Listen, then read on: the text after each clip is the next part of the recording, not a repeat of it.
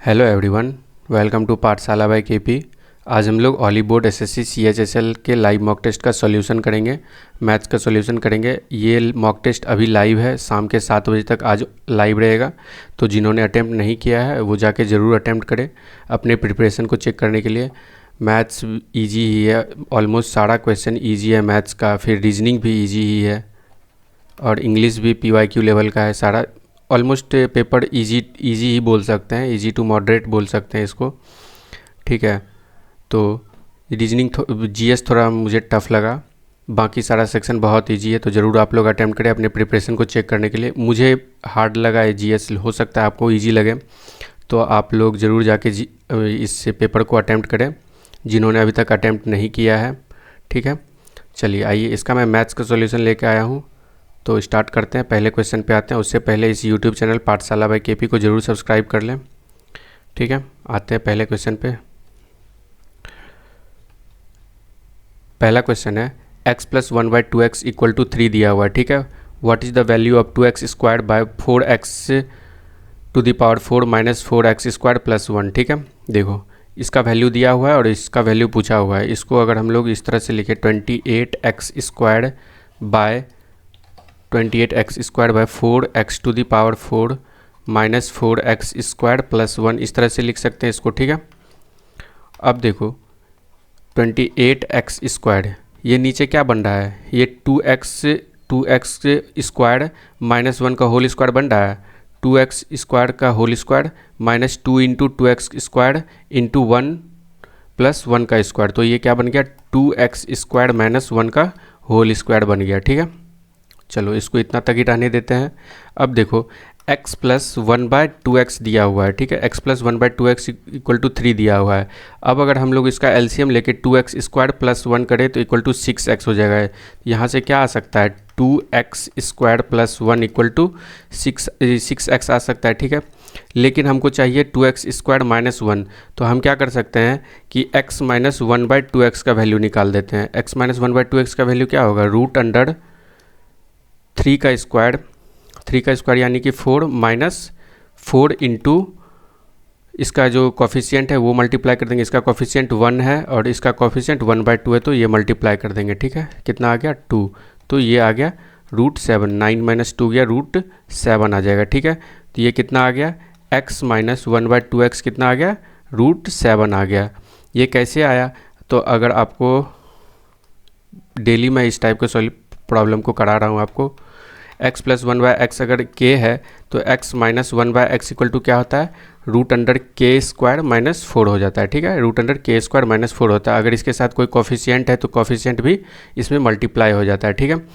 तो ये x - 1/2x = √7 आ गया। अब इसका एलसीएम लेंगे तो 2x आ जाएगा एलसीएम, और ऊपर जाके कितना होगा 2x² - 1/2x = कितना होगा √7, ठीक है। तो 2x² - 1 = क्या होगा 2√7x लिख सकते हैं, ठीक है। देखो इसका वैल्यू आ गया 2√7x आ गया इसका वैल्यू, ठीक है।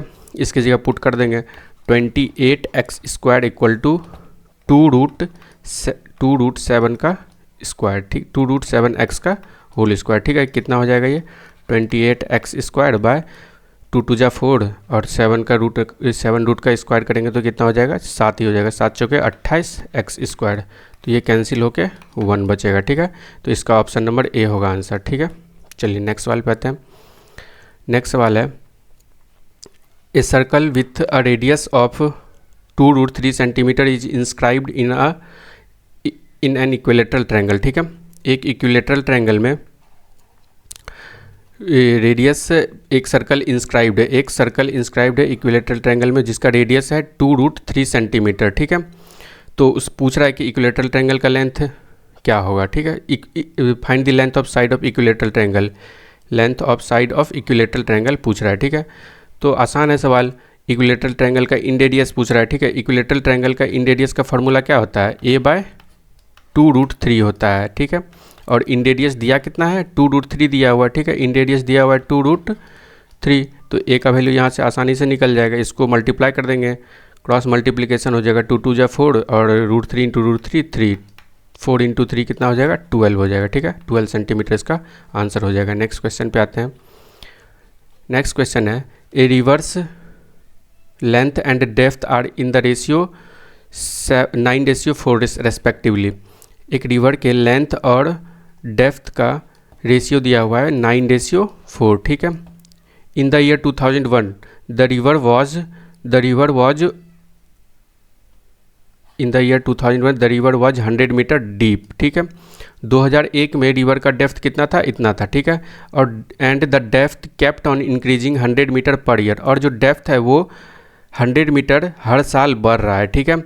If the ratio of the length of river to its depth remain constant, और जो रेशियो है लेंथ और डेप्थ रिवर का वो हमेशा कांस्टेंट रहता है, यानी कि अगर अभी 9:4 है तो 10 साल बाद या फिर 15 साल बाद 9:4 ही होगा, ठीक है। तो पूछ रहा है find the length of river after 10 year.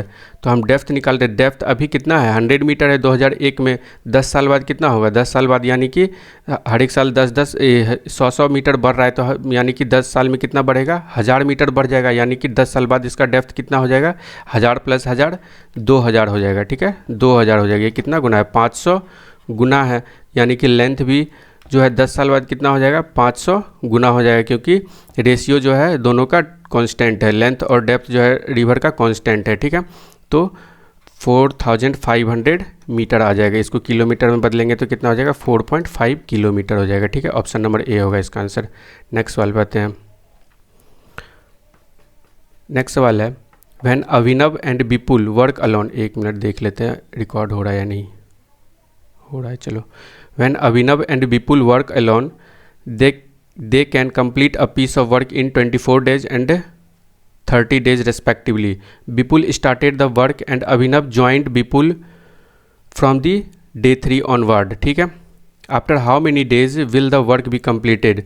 अभिनव और विपुल अभिनव एक काम को अगर 24 दिन में कर रहा है तो विपुल उसी सेम काम को 30 दिन में कर रहा है, ठीक है। मान लेते हैं टोटल काम कितना होगा, इन दोनों का एलसीएम निकाल लेते हैं, कितना हो जाएगा, 120 मान लेते हैं, ठीक है। 24 × 5 = 120 और 30 × 4 = 120, ठीक है। अब बोल रहा है विपुल काम करना शुरू किया, ठीक है, और तीसरे दिन जाके अभिनव इसको ज्वाइन करता है, ठीक है। तीसरे दिन अभिनव जाके इसको ज्वाइन करता है विपुल को। Abhinav join the Vipul from day 3 से ज्वाइन करते हैं, यानी कि 2 दिन विपुल काम कर दिया होगा, पहले 2 दिन काम कर दिया होगा, तो एक दिन में अगर 4 काम करता है, 2 दिन में कितना काम करेगा, 8 काम करेगा, तो बचा हुआ कितना काम है 2 दिन बाद, 112 बचा हुआ है, ठीक है।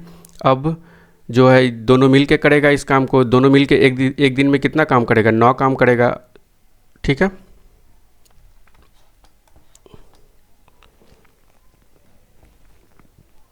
After how many days will the work be completed, तो पूछ रहा है कि कितने दिन बाद जो है वर्क कंप्लीट होगा, ठीक है।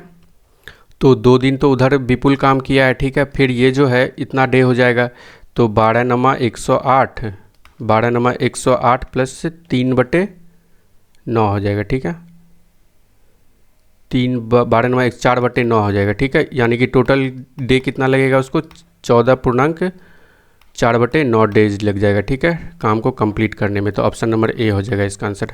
नेक्स्ट सवाल पे आते हैं। नेक्स्ट सवाल है,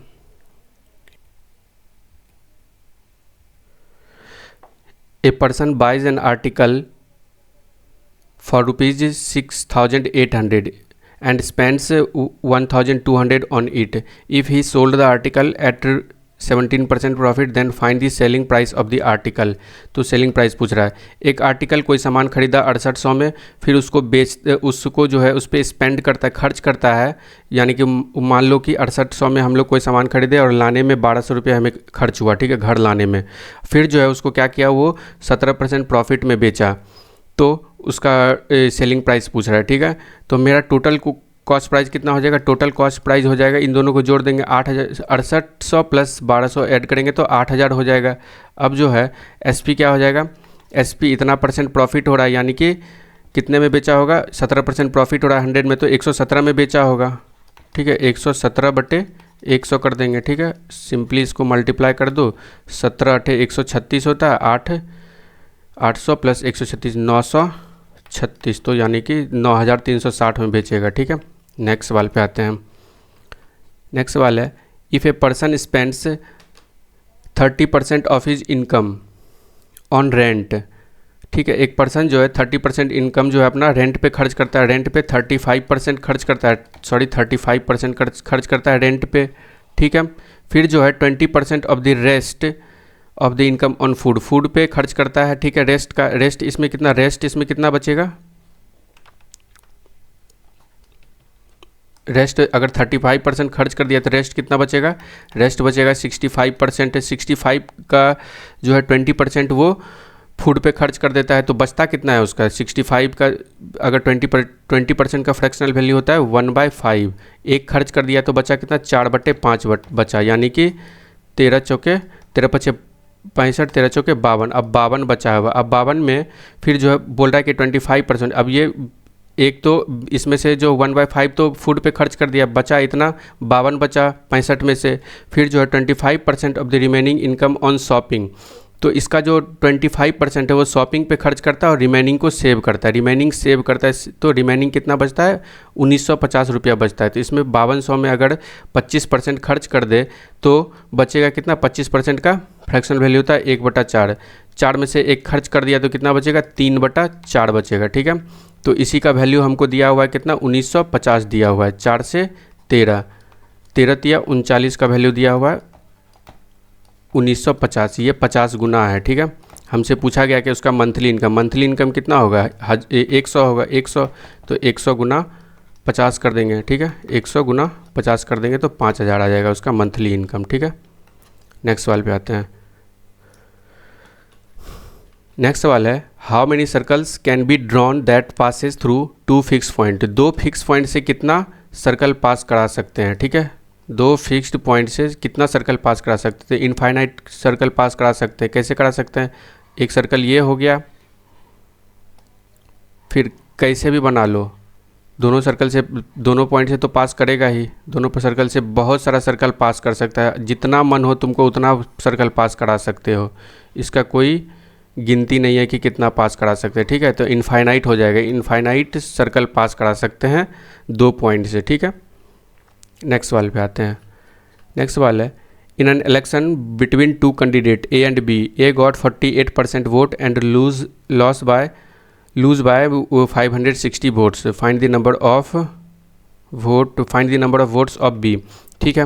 एक इलेक्शन हो रहा है ए और बी के बीच, ठीक है। ए और बी के बीच इलेक्शन हो रहा है, ए को जो है 48% वोट मिला है 100% में से, तो बी को कितना मिला होगा, 52% मिला होगा, ठीक है। और ए जो है बोल रहा है वो इतना वोट से हार गया, ए जो है इतना वोट से हार गया, यानी कि कितना परसेंट से हारा है, वो 4% से हारा है। कितना परसेंट से हारा है, 4% से हारा है। तो यही 4% का वैल्यू कितना दिया हुआ है, 560 दिया हुआ है, ठीक है।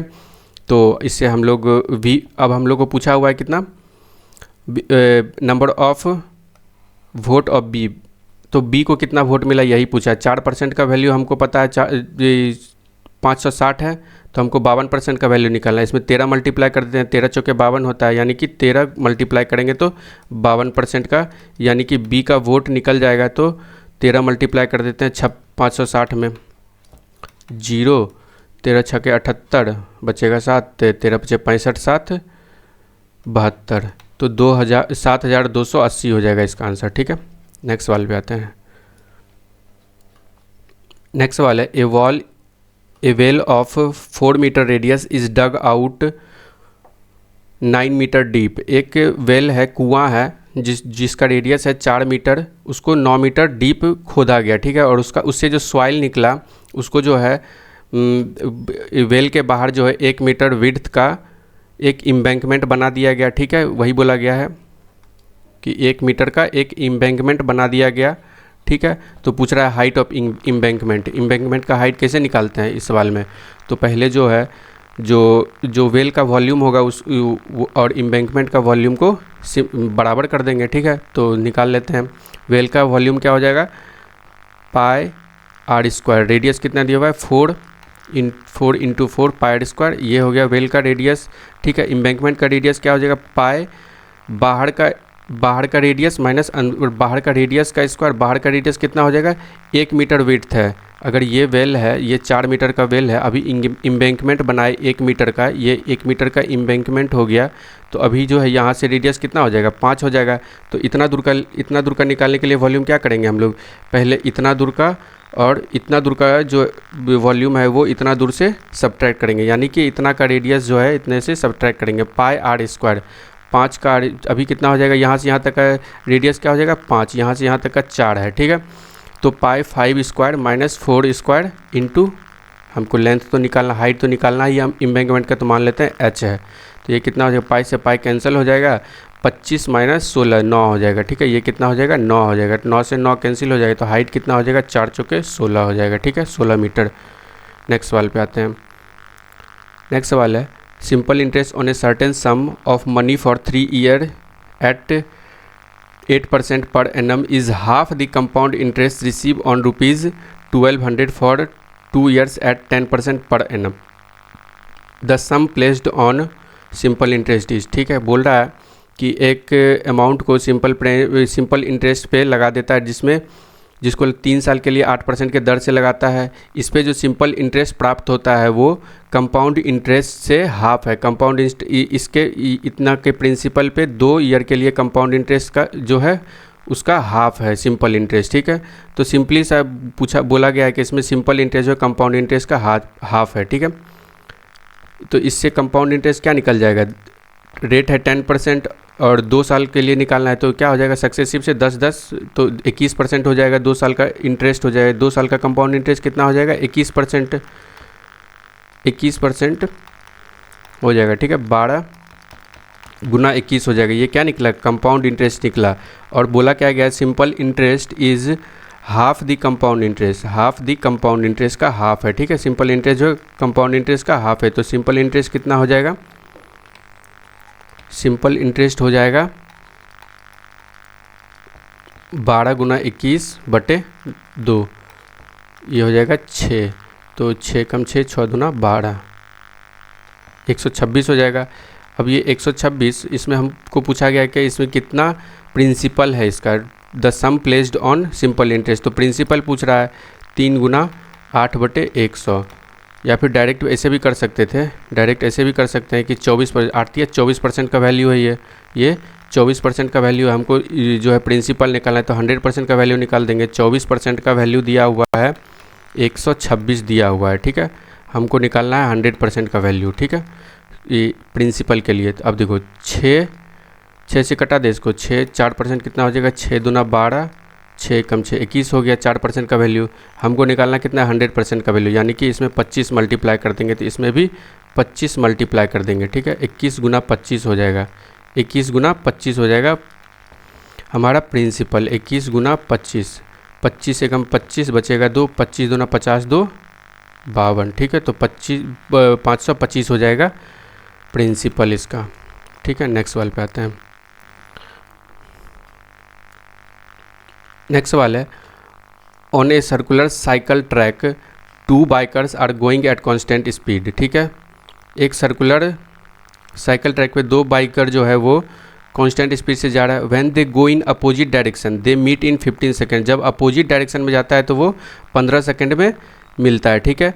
When they go in same direction they meet in 60 second, जब वो सेम डायरेक्शन में जाता है तो कितने देर में मिलता है, सेम डायरेक्शन में जाके वो 60 सेकेंड में मिलता है। तो पूछ रहा है what is the speed of the faster biker if the circular track जो है वो 240 मीटर का है, तो फास्टर बाइकर का स्पीड पूछ रहा है, ठीक है।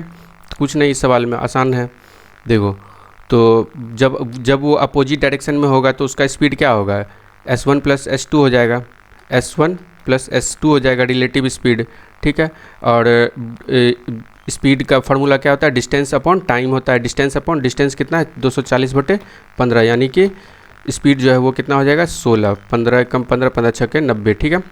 तो 16 मीटर पर सेकेंड हो जाएगा दोनों का रिलेटिव स्पीड S1 + S2। अब जो है जब सेम डायरेक्शन में होगा तो रिलेटिव स्पीड क्या होगा, S1 - S2 होगा, ठीक है। हम मान लेते हैं कि S1 का स्पीड जो है वो S2 से ज़्यादा है, ठीक है। हम मान के ये चल रहे हैं S1 का स्पीड S2 से ज़्यादा है, ठीक है। तो देखो S1 - S2 कितना हो जाएगा 240/4, यानी कि 240/60, ठीक है। 60 सेकेंड है ना, तो 240/60 कितना हो जाएगा 4 मीटर पर सेकेंड। अब इससे पूछा है क्या, what is the speed of faster biker का स्पीड क्या हो जाएगा, S1 निकालने के लिए क्या करेंगे, दोनों को जोड़ के हाफ कर देंगे, 16 4 20 बटे 2 कर देंगे, यानी कि 10 मीटर पर सेकेंड हो जाएगा फास्टर साइकिल बाइकर का स्पीड। ठीक है, नेक्स्ट सवाल पे आते हैं। नेक्स्ट सवाल है, at a shop the shopkeeper gives 2% less rice at cost price. ठीक है, what is the profit percent, correct up to 2 decimal. ठीक है, देखो एक शॉपकीपर मान लेते हैं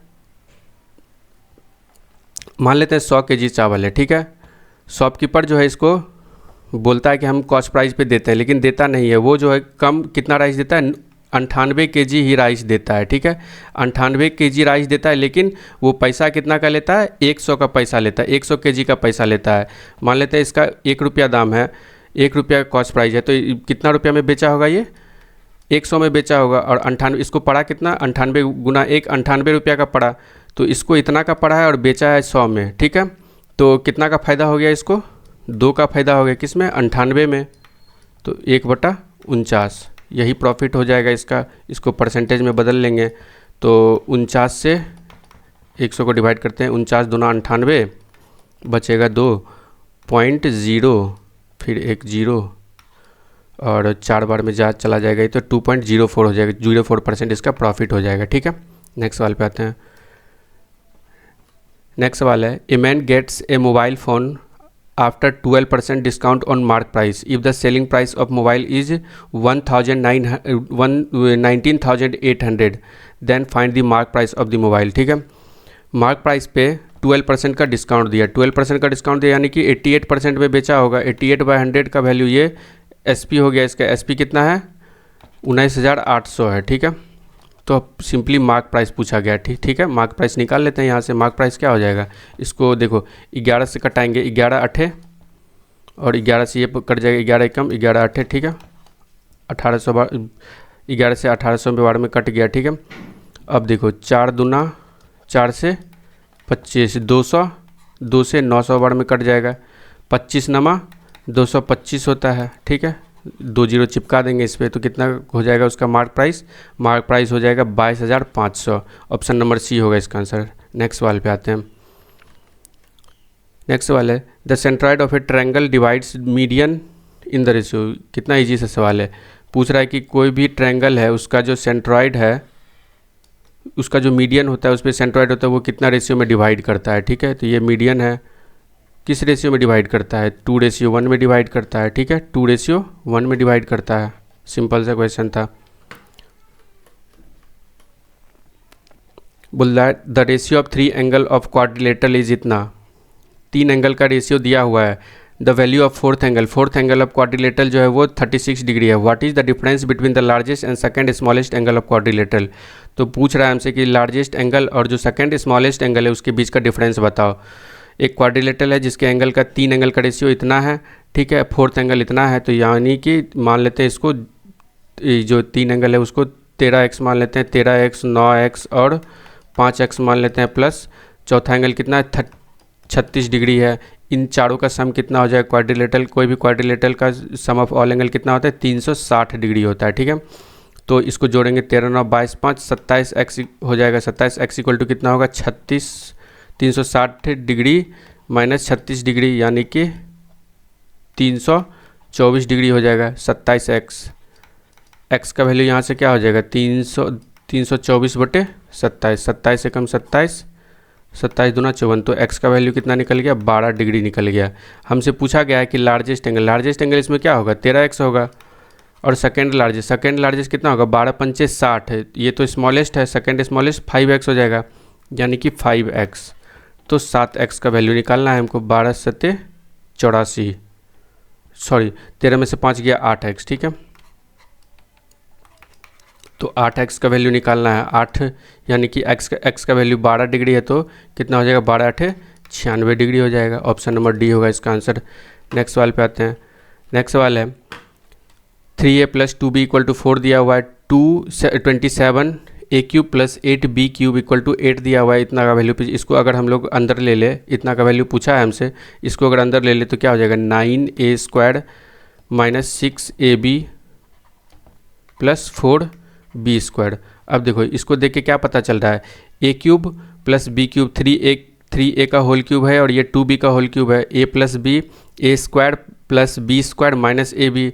तो a cube plus b cube का फॉर्मूला क्या होता है, a plus b into a square plus b square plus a square plus b square minus a b होता है, ठीक है, माइनस ए बी होता है। अब हमको ये दिया हुआ है, ए की जगह यहाँ रख दो 27, ए बी की जगह 8b रख दो, तो यही दिया हुआ है इसके जगह, तो इसके जगह 8 दिया हुआ है, इसके जगह 4 दिया हुआ है, हमसे पूछा इसका वैल्यू, तो 8/4 इक्वल टू सिंपली इसका आंसर क्या हो जाएगा, 2 हो जाएगा, ठीक है। नेक्स्ट सवाल पे आते हैं। A mixer initially contains 65% liquid a, एक मिक्सर है ए और बी का, ठीक है, उसमें जो इनिशियली 65% लिक्विड है, तो लिक्विड बी कितना होगा, 35% होगा, ठीक है। And rest 140 millilitre liquid B है, यही जो है 140 मिलीलीटर जो है वो क्या है, वो लिक्विड बी है। What quantity of liquid A is added to the mixer to make the ratio of liquid A and liquid B as 2:1। अब बोल रहा है क्या कि हमको लिक्विड ए में कितना ऐड करना चाहिए कि जो फाइनल रेशियो हो वो 2:1 हो जाए। अब देखो 35% का वैल्यू है, लिक्विड बी का वैल्यू कितना है, 140 मीटर है, और परसेंटेज में इसका वैल्यू है 35%, 35 गुना 4 होता है 140, तो ये कितना हो जाएगा, लिक्विड ए कितना हो जाएगा, 4, 5 चौके 20, 6 चौके 24, 2 26, ठीक है। अब देखो हमको इस रेशियो को 2:1 बनाना है, यहाँ 226 है, यहाँ पर 140 है, इसमें कितना ऐड करेंगे, 20 ऐड कर देंगे, 20 मिलीलीटर, तो 280 हो जाएगा। अब इसको कटाओगे तो क्या हो जाएगा, 2:1 में हो गया, तो कितना ऐड करना पड़ा हमको, 20 मिलीलीटर ऐड करना पड़ा, ठीक है। नेक्स्ट सवाल पे आते हैं। नेक्स्ट सवाल है, what is the maximum value of tan theta. Tan theta का मैक्सिमम वैल्यू क्या होता है, टेन थीटा का मैक्सिमम वैल्यू इनफाइनाइट होता है, वन लाइनर क्वेश्चन था ये। टेन थीटा का मैक्सिमम वैल्यू क्या होता है, इनफाइनाइट होता है, ठीक है। अब देखो इन ट्रायंगल WXY, एक ट्रायंगल है WXY, एक ट्रायंगल है, ठीक है। W दिया हुआ है 92 डिग्री, ये दिया हुआ है 92 डिग्री, Y दिया हुआ है 51 डिग्री, हम और P is a point on XY, P एक पॉइंट है XY पे, ठीक है। Such that angle XPW, angle XPW ये कितना दिया हुआ है, 90 डिग्री दिया हुआ है, ठीक है। एंगल XPW कितना दिया हुआ है, 90 डिग्री दिया हुआ है, ठीक है। Y दिया हुआ है 51 डिग्री, W दिया हुआ है 92 डिग्री, ठीक है। ये कितना हो गया, 90 डिग्री, ठीक है। तो पूछ रहा है हमसे किसका value, what then the measure of XWP, इस एंगल का मेजर पूछ रहा है, किस एंगल का, XWP, इस एंगल का मेजर पूछ रहा है हमसे कि क्या होगा, ठीक है। इस एंगल को निकालने के लिए क्या कर सकते हैं, यहाँ से यहाँ तक 92 है, अगर हमको यहाँ से यहाँ तक पता चल जाए, यहाँ से यहाँ तक पता चल जाए एंगल का मेजर क्या है, तो ये आसानी से निकल जाएगा। ये कैसे निकलेगा, यहाँ से आसानी इतना का ये इसका वैल्यू कैसे निकलेगा। अब देखो एक्सटीरियर एंगल प्रॉपर्टी से, ये एक ट्रायंगल है WPY, एक ट्रायंगल है, और ये इसका एक्सटीरियर एंगल 90 डिग्री है, ये 52 डिग्री है, ये 51 डिग्री है, तो ये कितना हो जाएगा, 90 - 51 करेंगे तो कितना हो जाएगा, 39 डिग्री हो जाएगा ये, ठीक है। यहाँ से यहाँ तक कितना हो जाएगा, ये 39 डिग्री हो जाएगा, यहाँ से यहाँ तक कितना हो गया, 39 डिग्री, ठीक है। तो यहाँ से यहाँ तक का क्या हो जाएगा, 92 - 39, यहाँ से यहाँ तक का लेंथ क्या हो जाएगा, यहाँ से यहाँ तक का एंगल कितना हो जाएगा, 92 डिग्री - 39, तो 12 - 9 गया 3, बचेगा 8, 8 में 3 गया 5, 53 डिग्री हो जाएगा इसका आंसर, ठीक है, ऑप्शन नंबर बी। नेक्स्ट सवाल पे आते हैं। नेक्स्ट सवाल है, sec cosec square A minus sine square a plus sec square A minus cos square a का whole square minus cot a minus tan a का होल स्क्वायर, ठीक है। कुछ नहीं करना है, इसको सबको स्क्वायर कर दो, होल स्क्वायर कर दो सबका। ये क्या होगा, cosec square a plus sine square a plus sec plus a square plus b square minus 2 cosec into sec, तो 1 ही होता है, तो 1 ही हो, तो 2 ही हो जाएगा यहाँ पे बस।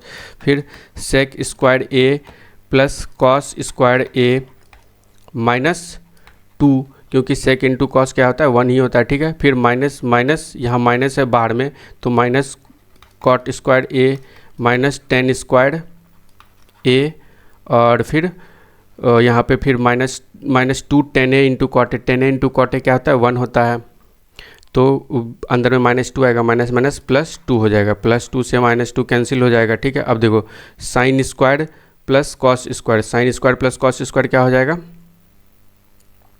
दूसरा कलर ले लेते हैं, sine square plus cos square क्या हो जाएगा 1 हो जाएगा, cosec square minus cot square, cosec square minus cot square कितना हो जाएगा 1 हो जाएगा। ठीक है, क्यों, क्योंकि 1 plus cot square theta equal to cosec square theta होता है, तो cosec square minus cot square theta कितना हो जाएगा 1 हो जाएगा। सेक स्क्वायर ए माइनस टेन स्क्वायर है कितना हो जाएगा 1 हो जाएगा, क्यों, 1 plus tan square theta equal to क्या होता है सेक स्क्वायर थीटा, तो 1 + 1 + 1 3। ठीक है, अब यहाँ से ये एक -2 और +2 तो कैंसिल ही हो गया, तो बचेगा -2, तो ओवरऑल आंसर कितना आ जाएगा 3 - 2 = 1 हो जाएगा इसका आंसर। ठीक है, नेक्स्ट सवाल पे आते हैं। नेक्स्ट सवाल है, ए मैप 3/7 सेंटीमीटर रिप्रेजेंट्स 24 किलोमीटर, 3/7 का मैप है, सेंटीमीटर का मैप है जो वो 24 किलोमीटर को रिप्रेजेंट कर रहा है। तो बोल रहा है क्या है कि if the two city is 13/4 centimetre apart on map, what is the actual distance between them. तो दो सिटी मैप पे हम लोग जो है बहुत छोटा में रिप्रेजेंट करते हैं, तो 3/7 सेंटीमीटर को 24 किलोमीटर में रिप्रेजेंट कर रहा है, तो दो सिटी के बीच का डिस्टेंस जो है मैप पे वो इतना है, तो एक्चुअल में डिस्टेंस पूछ रहा है, तो एक सेंटीमीटर का वैल्यू क्या हो जाएगा, यूनिटरी सिस्टम लगाएंगे इसमें, यूनिटरी मेथड से करेंगे तो 7 ऊपर चला जाएगा। ठीक है, हमको निकालना है 13/4 सेंटीमीटर का, 24 × 7/3 × 13/4। ठीक है, अब देखो 4 तिया 12, 4 तिया 12, 12 दूना 24, 12 में कट जाएगा, 13 7 91 × 2 यानी कि 2 9 2 18, 182 किलोमीटर आ जाएगा इसका, दोनों सिटी के बीच का distance 182 kilometre, option number a. Next सवाल पे आते हैं। नेक्स्ट सवाल है, in a process of division the divisor is 24th time the quotient. ठीक है, डिविजर जो है वो 24th टाइम है वो कोसेंट का, and 5/2 times the remainder, if the remainder is 144 then find the value of dividend. तो डिविडेंड का पहले वैल्यू निकालना है हमको। ठीक है, अब देखो डिविडेंड इक्वल टू फार्मूला क्या होता है, डिविडेंड इक्वल टू क्या होता है, divisor into quotient plus remainder होता है। ठीक है, रिमाइंडर होता है। ठीक है, अब देखो यहाँ पर जो बोला गया है डिविजर इक्वल टू कितना है, divisor is 24 times the quotient, तो हम लोग कोसेंट को मान लेते हैं x है, कोसेंट को मान लेते हैं x है। ठीक है, डिविजर कितना हो जाएगा 24x, फिर जो ये बोल रहा है the divisor is 24 times the quotient and 5/2 times the remainder, 5/2 times the remainder, और रिमाइंडर दिया हुआ है कितना 144 दिया हुआ है, रिमाइंडर कितना दिया हुआ है 100, रिमाइंडर की जगह 144 ले लेते हैं। ठीक है, अब देखो यहाँ से x का वैल्यू निकल जाएगा, 24 × 44 होता है, 2 तिया 6, यानी कि x का वैल्यू कितना निकल गया 15। ठीक है, अब देखो हमको डिविडेंड पूछा गया है, तो divisor into quotient plus remainder, remainder कितना है 144 है, डिविजर कितना है, डिविजर है 24x हुआ है, 24x इंटू कोसेंट कितना है x है, यानी कि क्या हो गया 24x², डिविडेंड इक्वल टू क्या हो जाएगा 24x² प्लस 154, x का वैल्यू मेरा निकल गया है 15, तो यानी कि 15 × 15 225, 15 × 15 225। ठीक है,